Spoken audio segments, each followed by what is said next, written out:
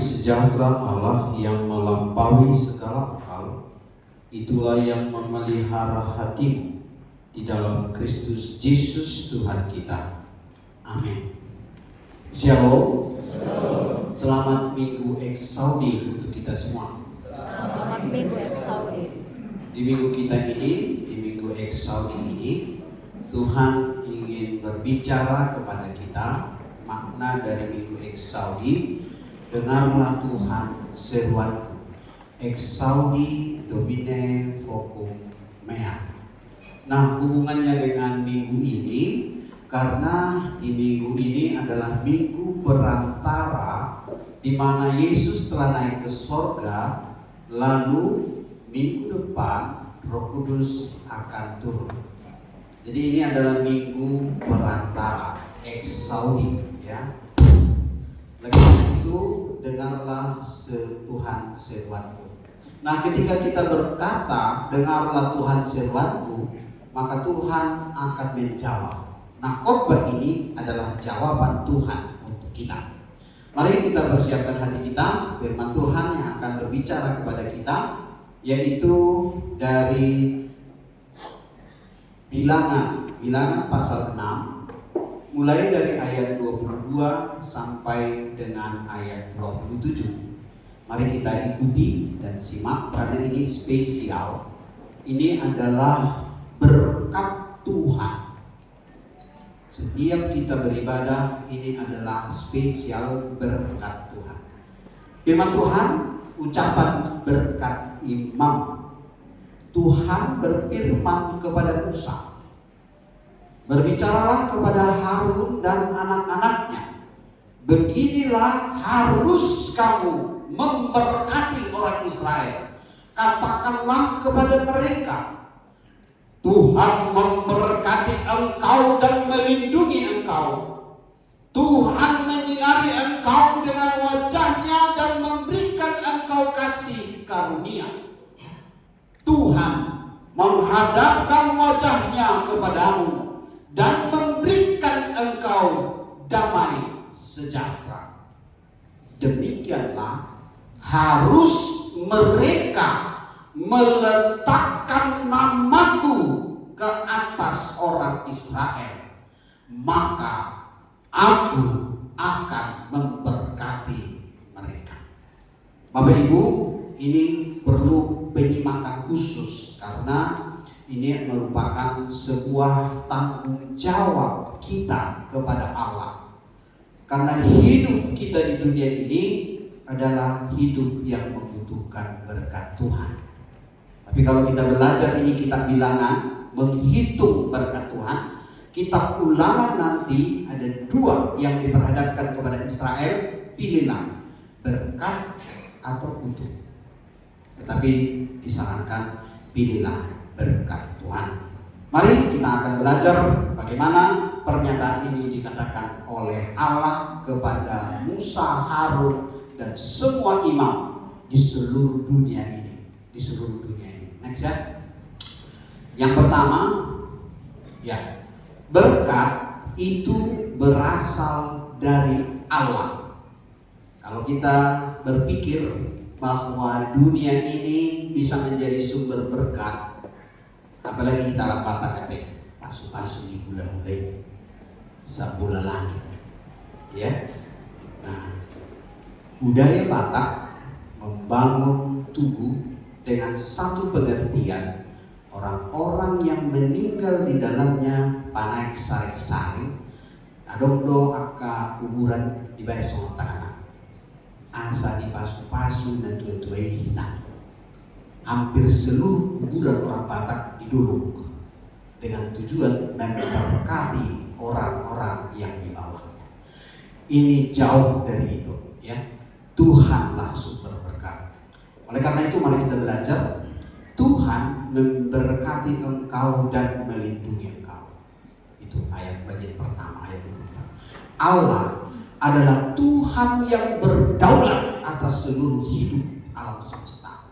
Bukan hanya manusia, alam semesta.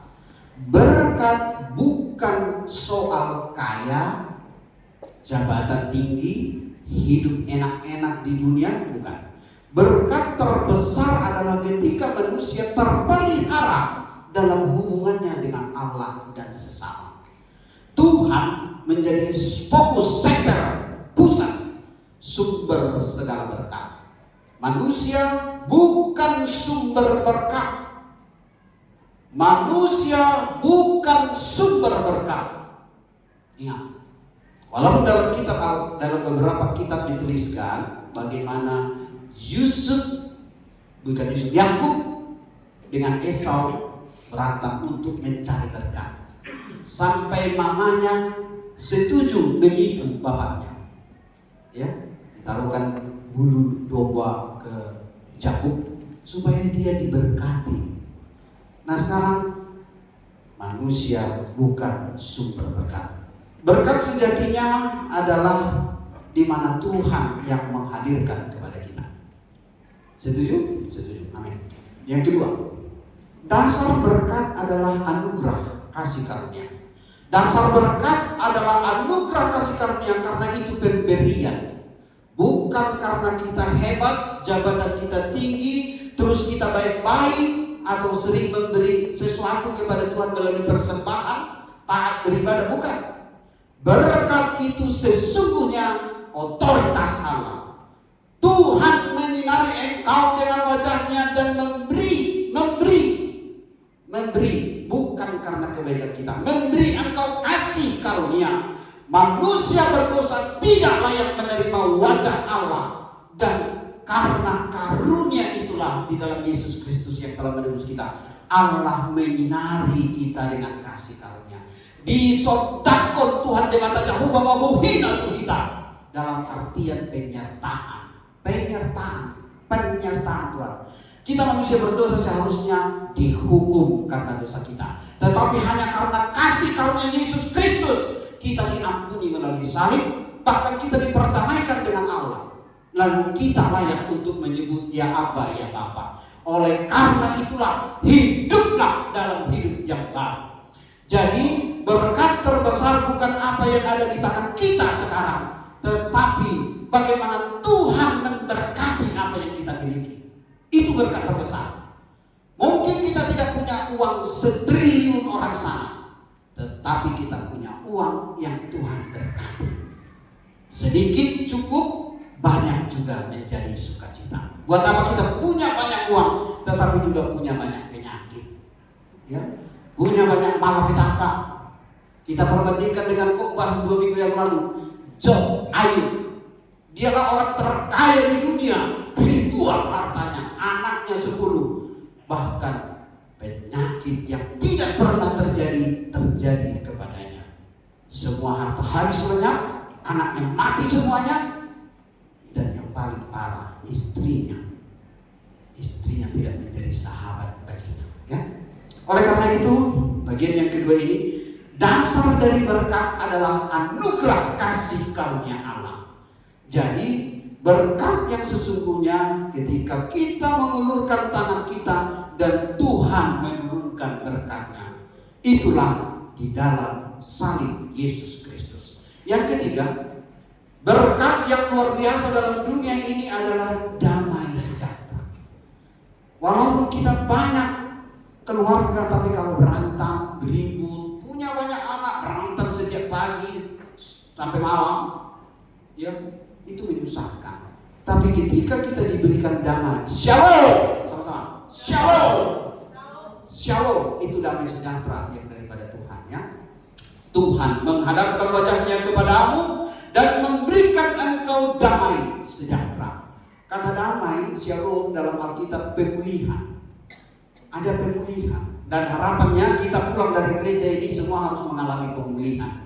Hubungan kita dengan Allah, hubungan kita dengan keluarga kita, dengan orang tua, dengan abang adik, dengan tetangga, mungkin juga dengan mertua, ya, dengan mertua, atau juga dengan orang lain di kantor. Tapi hubungan itu harus terjadi, bahkan juga dengan lingkungan kita, dengan alam semesta. Jadi ketika kita masuk di bagian yang ketiga ini, damai sejahtera aku kuberikan kepadamu, kata Tuhan. Karena damai sejahtera itu akan menolong kita untuk menikmati dan mensyukuri segala berkat dan penyertaan Tuhan. Karena itu melalui firman Tuhan ini kita diingatkan, Injil bukan hanya sekedar perbaikan kerusakan. Jadi ketika Paulus, bahkan juga semua orang-orang yang diutus oleh Yesus untuk memberitakan kerajaan Allah setelah Yesus naik ke surga, Yesus memintakan mereka juga tidak hanya sekedar memberitakan, tetapi biarlah berita yang mereka sampaikan itu untuk memuliakan Tuhan. Kalau kita disembuhkan oleh Tuhan, ingat, tujuannya bukan supaya kita sembuh, supaya nama Tuhan dimuliakan. Kalau anak-anak kami remaja, tadi semalam saya ikut dalam pertemuan remaja latihan KOR, kalau mereka sekarang sedang menanti untuk masuk SMP, SMA perguruan tinggi, tujuan kita diizinkan Tuhan untuk masuk dari SMP ke SMA perguruan tinggi supaya nama Tuhan dipermuliakan. Ingat ya. Jadi begitu nanti terdengar berita, kita sudah masuk di sini, masuk di situ, muliakanlah Tuhan. Ya, melalui hidupmu, melalui semangatmu untuk belajar dan juga untuk mencapai cita-cita itu. Yang selanjutnya, damai sejahtera itu menuntut ketaatan. Ya. Ketika kita menerima damai sejahtera, Tuhan menginginkan kita harus setia untuk berseru kepada Tuhan. Damai sejahtera itu menjadi panggilan bagi kita untuk menjadi terang bagi dunia ini. Molo ngamar damai ita ijamu, ikubo itu kita pada mehon keluar kata.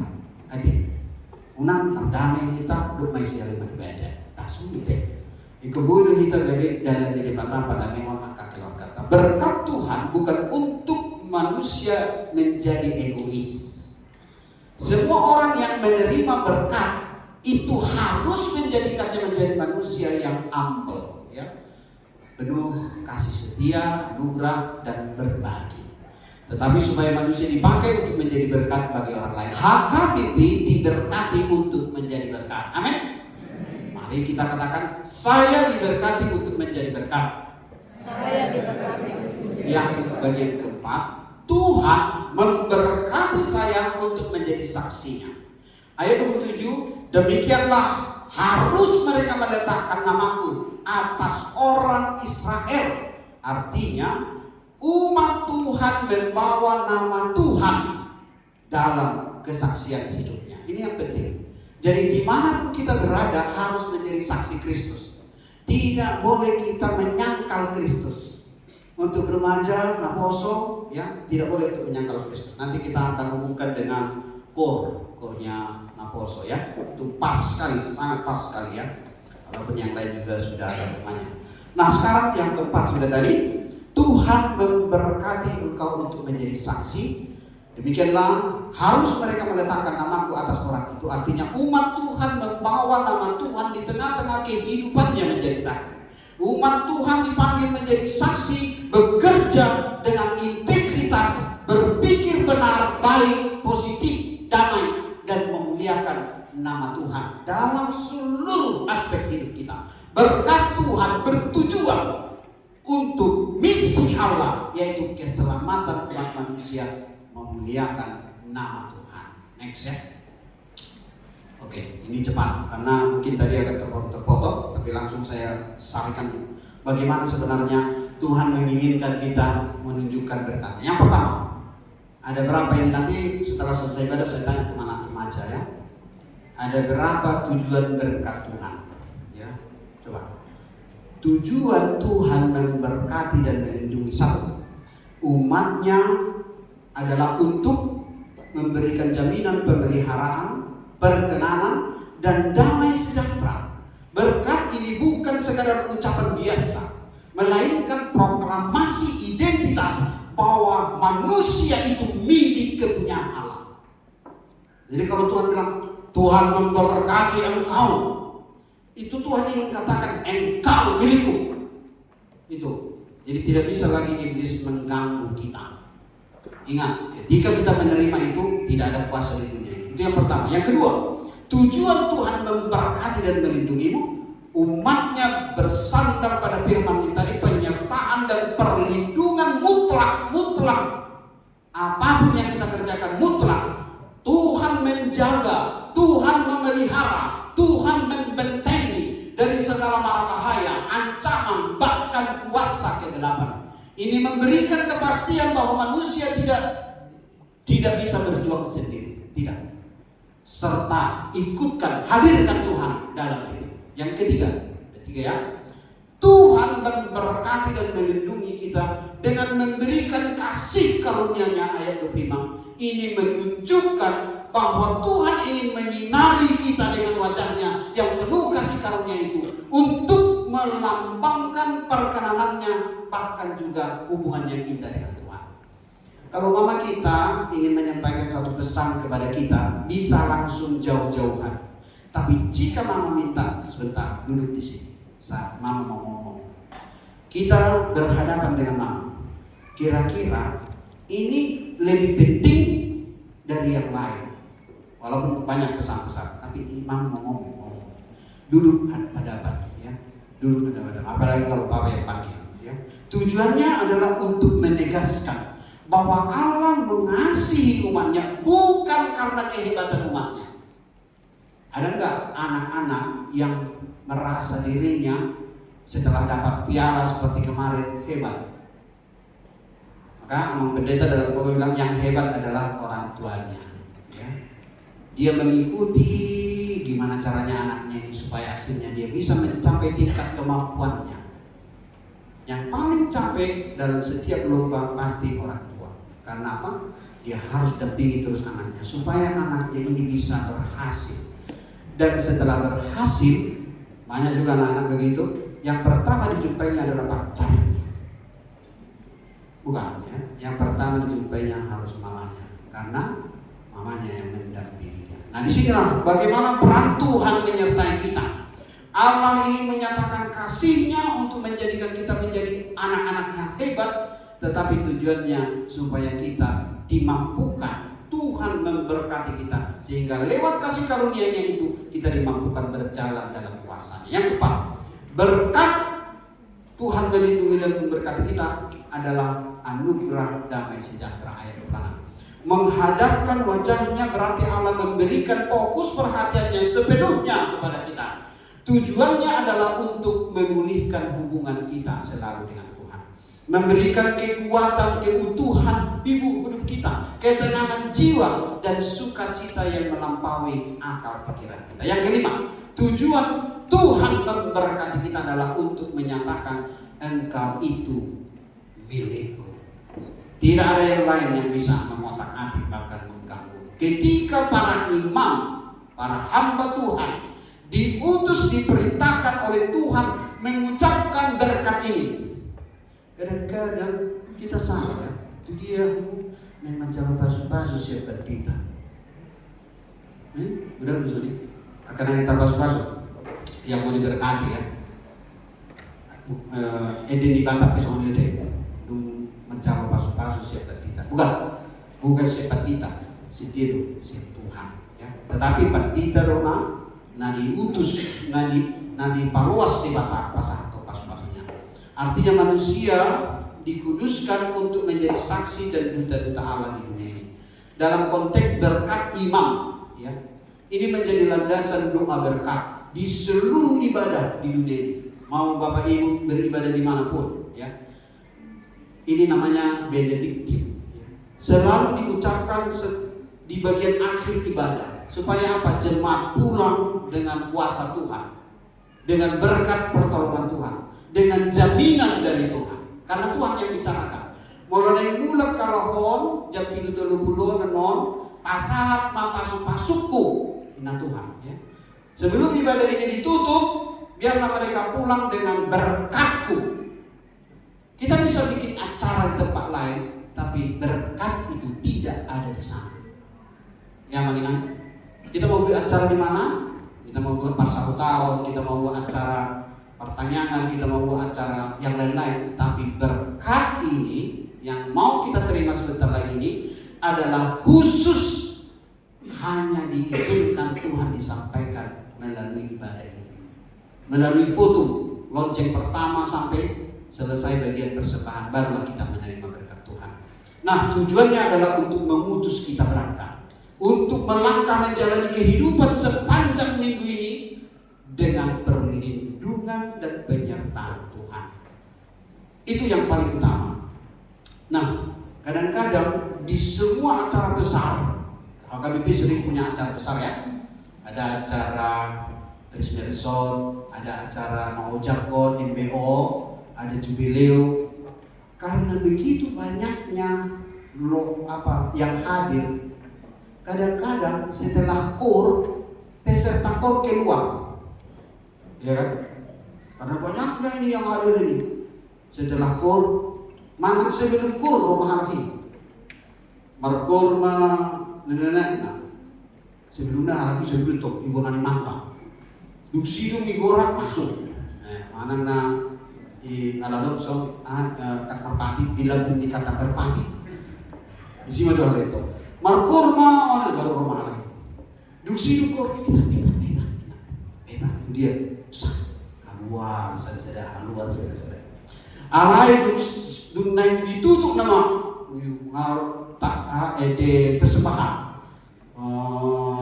Ayah sunat, aning dua tanya penutup bilang, terlari. Habis nak boleh masuk, aku cuma, nak boleh masuk. Bawa caranya, kalau dulu kok benar, kita masuk mau guna, sekat saya. Asal madi masuk Tuhan ini. Ada masuk guna, kalau tangkap kopi Tuhan. Asal madi masuk tangkap kau naik gereja suruh bina. Ada keyakinan bahwa kita membutuhkan berkat Tuhan. Ini memang di sini. Kita rindu berkat Tuhan itu nyata dalam hidup kita. Ini yang sangat luar biasa menurut saya. Semua orang menginginkan berkat Tuhan, berkat hope. Di mana ada berkat hope ini? Berkat Tuhan oleh iman. Ya, satu lagu yang menarik tadi dari Naposo, The Lord bless you and keep you. The Lord bless you and keep you. Itu mengingatkan kita bahwa hanya dalam berkat Tuhan kita bisa merasakan pertolongan dan kuasanya. Oleh karena itu, next kalimat ini tadi dalam KOR Naposo ini tadi, Tuhan memberkati engkau dan menjaga engkau. The Lord bless you and keep you. The Lord make me His face. Tuhan memancarkan wajahnya, menyinarkan wajahnya kepadamu dan memberikan engkau, kalau di sini keramahan, hospitality. Tuhan ingin beramah tamah dengan kita. Bahkan Tuhan ingin berkemurahan untuk menyertai kita. Berbanding kedua untuk algoritma berkat dunia dan berkat Tuhan, ya. Berkat dunia adalah bagaimana kita sukses, berhasil, hebat, tetapi menghancurkan dan menyingkirkan orang lain, algoritma dunia. Tapi berkat Tuhan, kita dimampukan untuk menjadi berkat bagi dunia dan memuliakan nama Tuhan. Beda ya, berkat algoritma dunia membuat kita sukses dan menyombongkan diri di tengah-tengah dunia. Tapi berkat Tuhan membuat kita menjadi berkat bagi dunia. Next ya, ini lanjut aja. Nah, ini aja Pak. Ada kemarin kita ada pelaksanaan ujian. Jadi pelajar sini kita sudah ujian dan selanjutnya nanti mereka akan menyaksikan melalui wawancara. Minggu depan akan ada ujian wawancara. Itu adalah ujian kesaksian. Mereka harus bernyanyi, menyampaikan firman Tuhan yang mereka hafal. Baru kemudian mereka akan bersaksi apa yang mereka layani. Akan ada KOR dari pelajar sini. Itu sebagai bukti bahwa mereka ingin bersaksi kepada Tuhan. Next.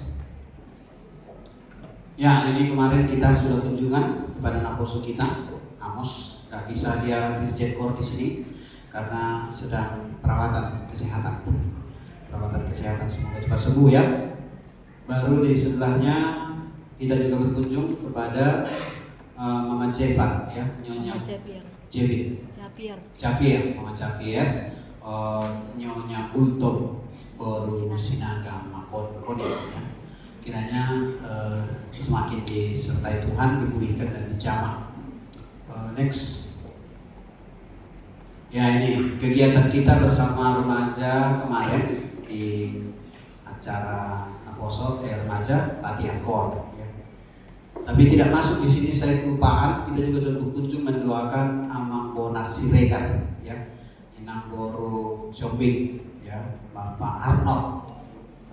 Mereka berangkat karena ibunya Inokna, ya, yang di kampung itu sudah berumur 74 jalan 75, itu telah dipanggil Tuhan. Nyonya Situa Mersia Boru Sitopul.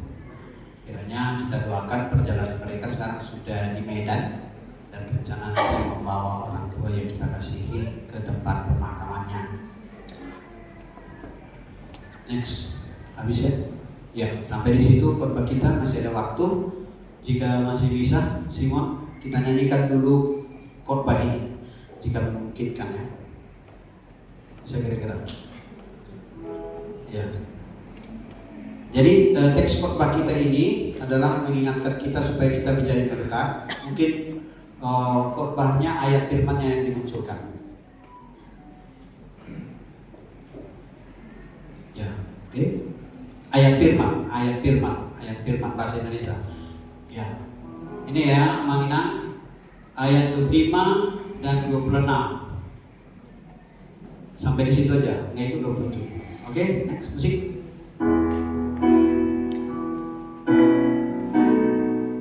Tuhan memberkati engkau dan melindungi engkau.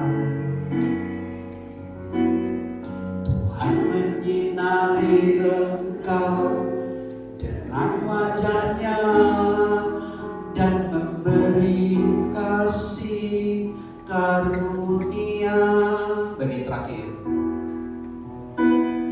Tuhan menghadapkan wajah-Nya kepadamu dan memberi engkau damai sejahtera. Itu baru kemarin malam kami latih. Ya, Tuhan memberkati engkau dan melindungi engkau.